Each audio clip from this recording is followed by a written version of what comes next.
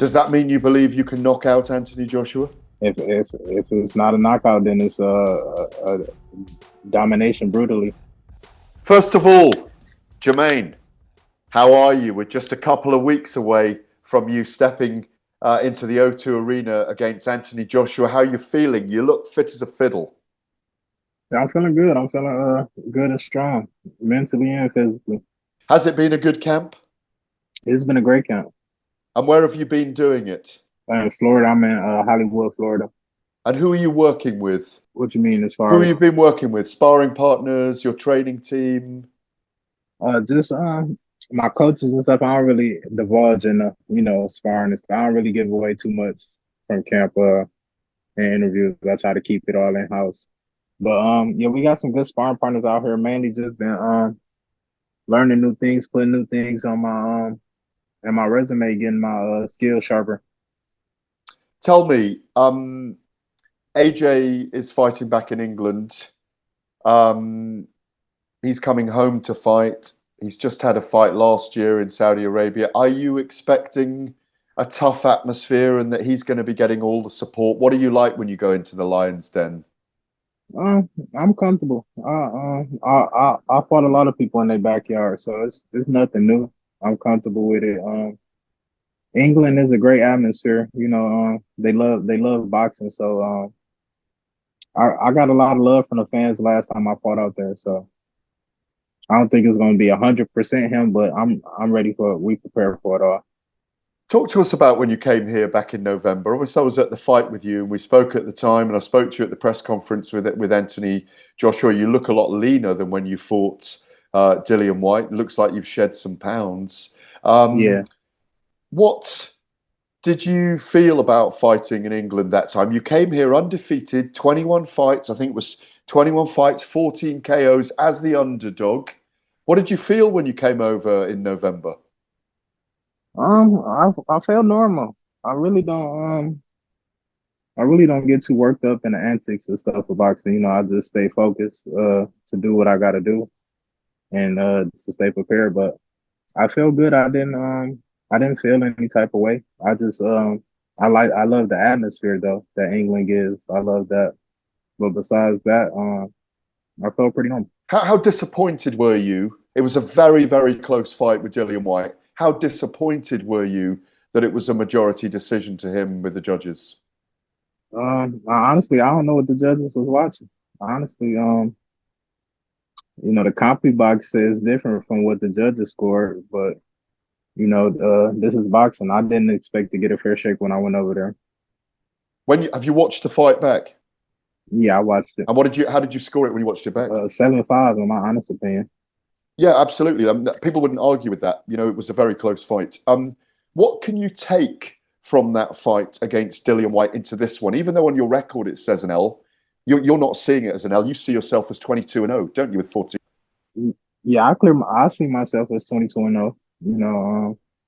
I don't take that as a L. I take it as a learning experience.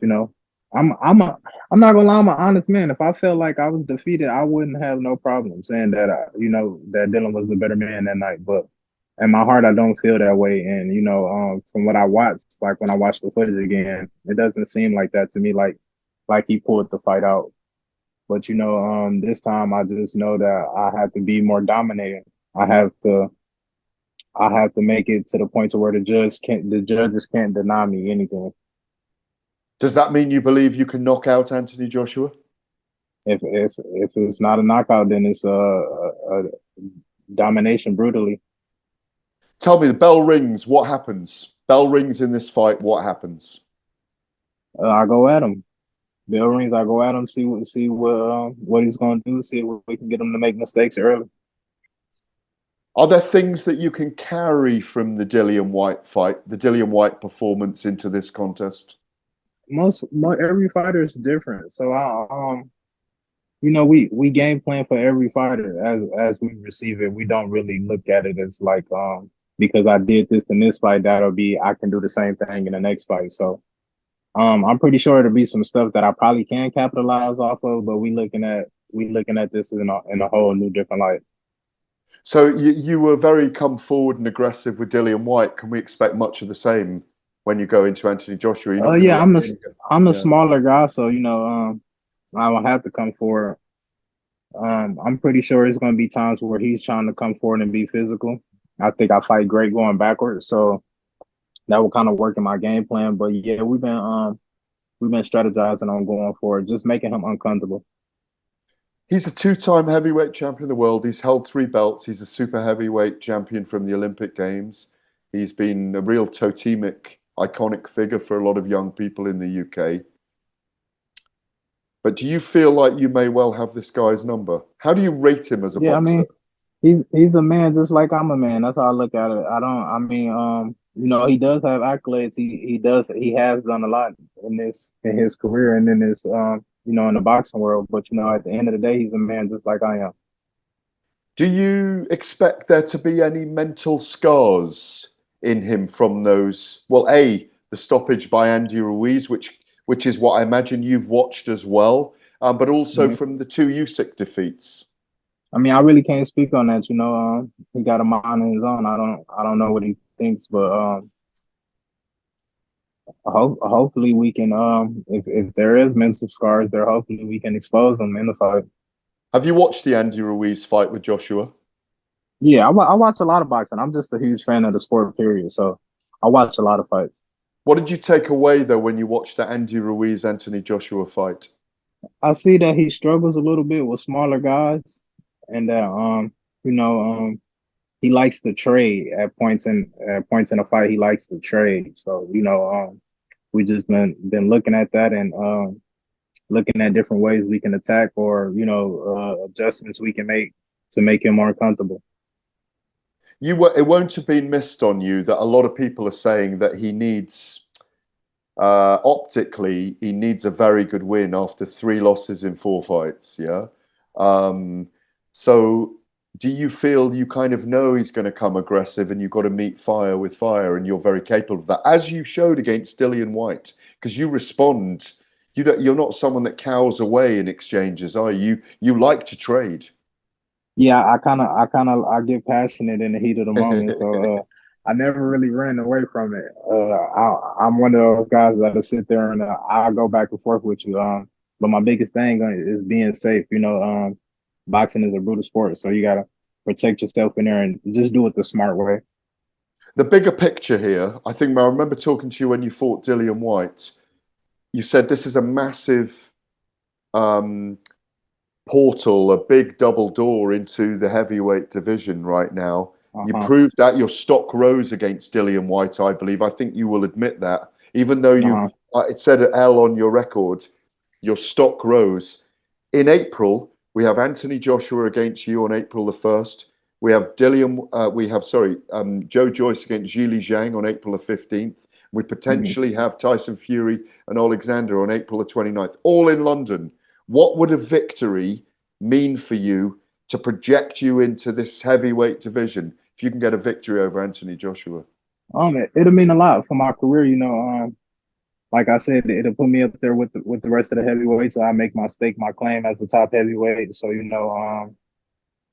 I think it'll do a lot for my career. And also, I'm not a guy that really shies away from the competition. I want to bring boxing back to the exciting days when all the top guys were fighting each other.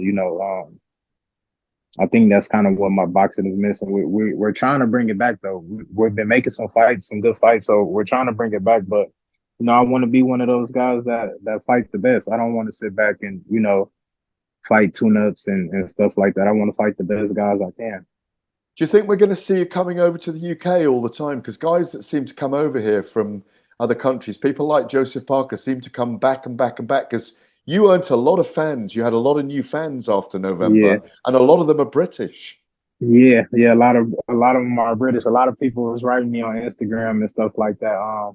I was very grateful for it. I kind of needed that because I was very, very upset after the decision. So the people made me feel kind of welcome, and I embraced it. And finally, tell us, obviously you were born in Michigan. Tell us about Uh-huh. how you became the 989 assassin. Well, my coach gave me that nickname. I can't remember what fight it was, but I think I fought in North Carolina, and when I came out, they introduced me as that. I was a little surprised at first, but yeah, ever since then, it stuck with me, and the people from back home like that, represent my hometown and stuff. So it's just a lot of pride in where I'm from and a lot of support in where I'm from. So it kind of stuck with me. I'm fighting for all of it. The fight's coming up fast. Are you going to come over here early to acclimatise? Yeah, we come over Saturday. Okay, so you're going to be here nearly 2.5 weeks, really, yeah? Yeah, we come over Saturday. We'll be there Sunday morning, I think. Okay, we're a little way out, but give us a prediction. Jermaine Franklin versus Anthony Joshua. What happens at the end of the fight? I'm trying to knock AJ ass out. I mean, it's no prettier way to say it. I respect him, and I respect him what he's done for the sport, and I respect him as a fighter. But this the her business. They said that they're gonna knock me out in 4 rounds, so I really want to see what it's about.